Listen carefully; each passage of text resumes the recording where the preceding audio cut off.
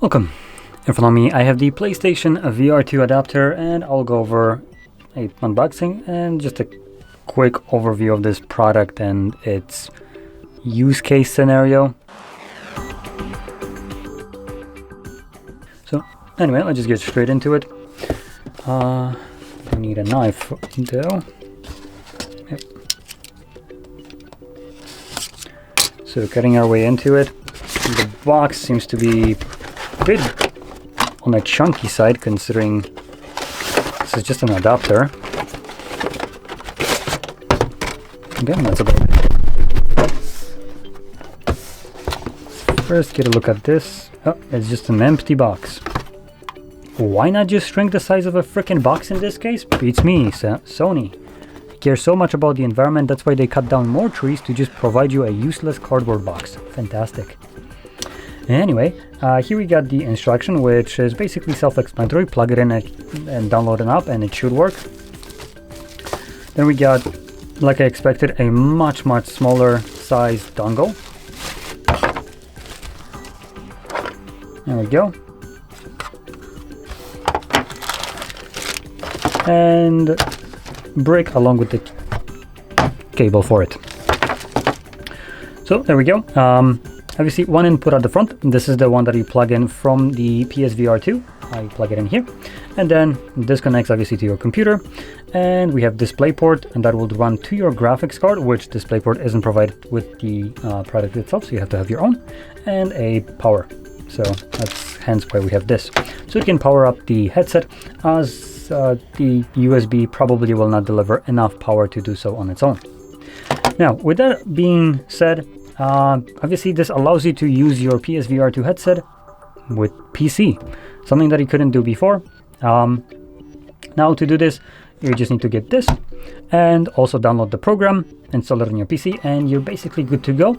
Alternatively, if you have a 20 series GPU, I think it was, those, or at least some of them, most certainly came with a USB Type-C port, and I think also 10 series did, like very rarely did have a Type-C. I think I had the gigabytes version of 1080 Ti, and if I remember correctly, that one had Type-C on it. In this case, you actually wouldn't need this. If your GPU has Type-C, don't need this. You can just straight up plug it into your GPU. So that's one thing. Another thing that I want to point out for people that might be just thinking that they're going to pick up a great headset that has great features and then just use it with their PC. I'll stop you right here, because basically what you get is a piece of shit that doesn't really do what it does on PSVR. So I'm pretty sure this is done to incentivize you to get the PS5, as it's software. It could work if they wanted to. All the data is being transferred through this plug right here.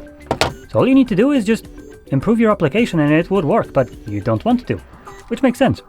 Now, let me just tell you what actually won't work, which is actually majority of the things won't actually function that you might want to use and that you would actually pick the PSVR for.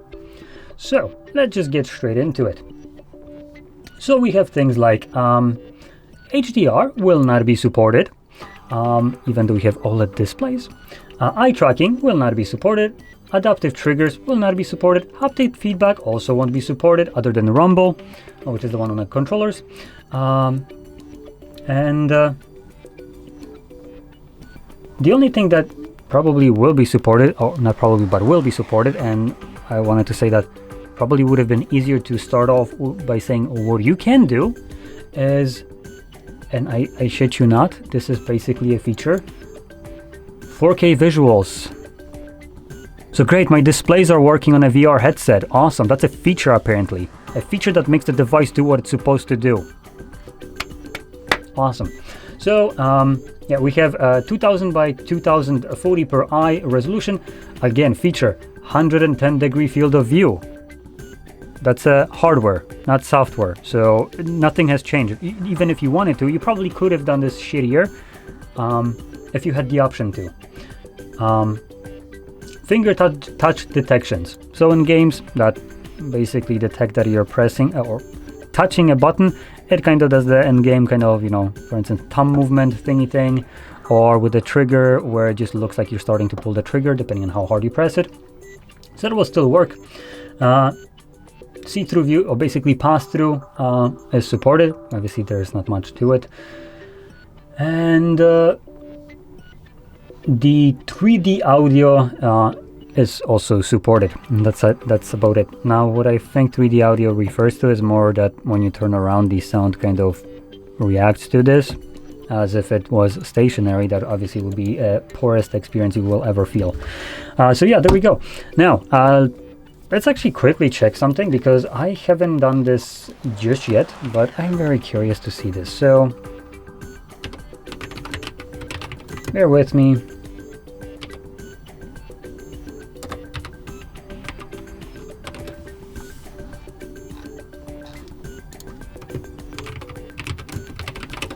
Trying to find, right, I misspelled. Okay, so we're looking at whopping $70, I think it is. Do need to check this. Almost $80 for this. Wow, that's Sony. What are you smoking? I want some of that. That is the strongest shit if you think that you can sell this for almost $80. And let's see, PS VR2. So my god, that is the poorest. Oh whoa, come on. So let me present you with the poorest purchase choice you can ever make.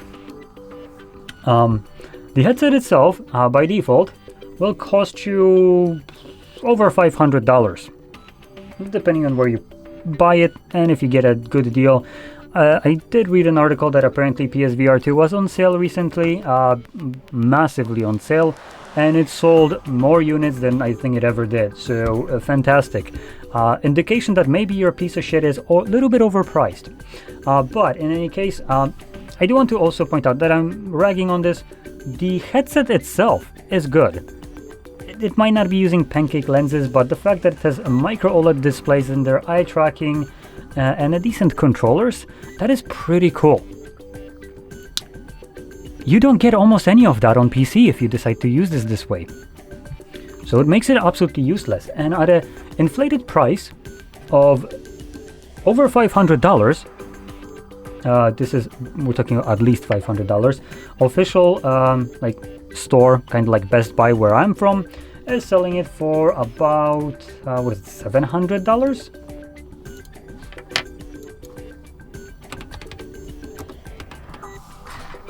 Is that it?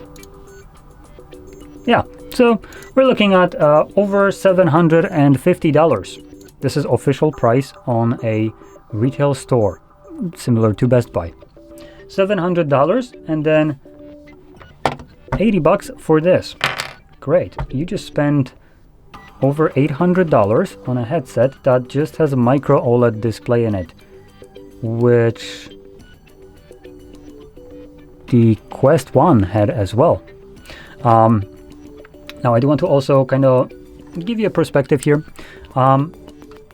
If you don't really want or don't really care that much for the OLED display, micro OLED, there are better alternatives out there. You could possibly maybe check out the Quest 3. That one uses pancake lenses. It doesn't have an OLED display, but resolution wise, field of view and all that stuff is basically comparable. And again, on PC you won't have eye tracking anyway, so it's not like you're getting something extra there. The controllers are smaller, more ergonomic, without these kind of like, you know, the little ribbon that goes all around your hand with the PSVR 2. So those will be more comfortable, and obviously you are less prone to smacking yourself in the head with those, as the headset sticks out a bit, along with the controllers having that basically lighting ring around it. So yeah, that's kind of adding extra bulk to it. So believe me, you're going to be smacking your head quite often. and I used similar product from Oculus, the Rift S. So size-wise, those were about the same, and yeah, I was smacking my head all around. So just wanted to point that out. There are better alternatives at even cheaper price than that, and if you're not getting eye tracking, which I presume would be one of the go-to things that you probably would want, it's one of the ones that I want, then there's no purpose to get it. The only benefit over other headset is the micro LED display right there, and that is the only thing that it's worth anything there, but it's not worth paying $200 more at least over the Quest 3, I would say. And well, that being said, Quest 3 also is wireless. Battery wise, not so great, but it's wireless nonetheless. And it comes with their own system, so you don't need to have gaming PC, but you can utilize it in such a way if you want to. And with the inclusion of things like Steam Link now, which are free, you can basically wirelessly play games from PC on your Quest 3, and this just kind of becomes well, not the most logical purchase, I would say. So just a little food for thought. If maybe they decide to update in the future their software, so on PC you get eye tracking, then that would obviously change my opinion of this drastically. At that point I would say probably worth it, but without the eye tracking and without basically everything that makes PSVR a PSVR, it really begs the question, why would you go for it? If they start to add features like the triggers that you have normally, the haptic, or however they're calling them, triggers, the eye tracking, and the headset like haptics that they have, at least 2 of those would have been already fantastic, then yeah, sure, worth it. But other than that, you're spending more money just to utilize something that will work half as good as it did on PlayStation. So anyway, with that being said, hopefully you found this video helpful, and if you did, don't forget to hit like, subscribe, and thanks for watching.